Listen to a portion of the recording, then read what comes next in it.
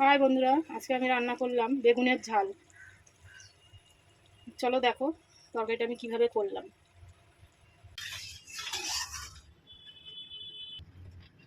প্রথমে আমি বেগুনগুলো ভেজে নেবো।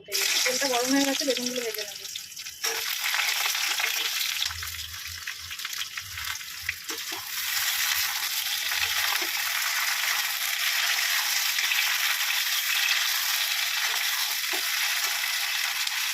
বেগুনগুলো ভাজার জন্য কিন্তু আমি নুন দিইনি, একটু হলুদ দেবো। কারণ নুন দিলে বেশি মেশিয়ে যায় বেগুনগুলো।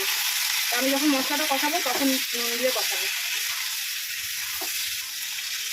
বেগুনটা ভাজা হয়ে গেছে, বেশি ভাজলাম না, মানে হাফ ভাজলাম। বেগুনটা এমনি নরম হয়ে যায় অল্পতেই। আমি এখন তুলে নেবো।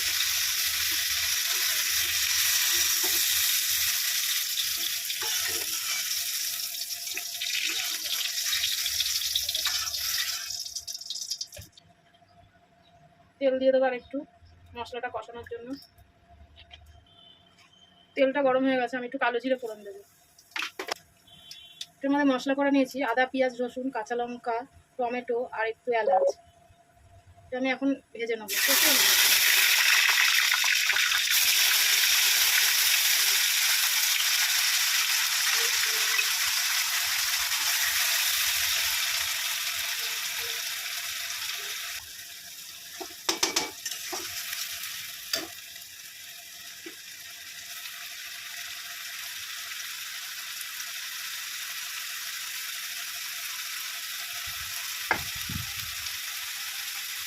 দেবো অল্প হলুদ, একটু লবণ,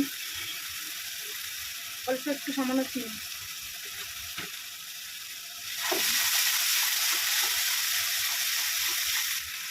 একটা বড় টমেটো কেটে রেখেছিলাম, এটা দিয়ে দিলাম।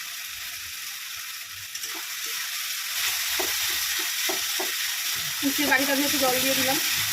মশলাটা আবার কষিয়ে নেবো ভালো করে। মশলাটা কষানো হয়ে গেছে, তেল ছেড়ে দিয়েছে। এবার আমি ভেজে রেখেছিলাম যে বেগুনগুলো, ওগুলো দিয়ে কষাবো।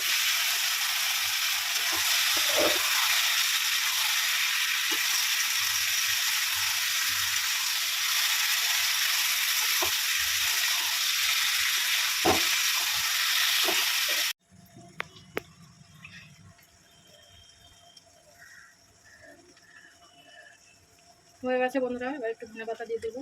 ধনে পাতা একটু না, ধনে পাতাটা একটু বেশি করেই লাগবে।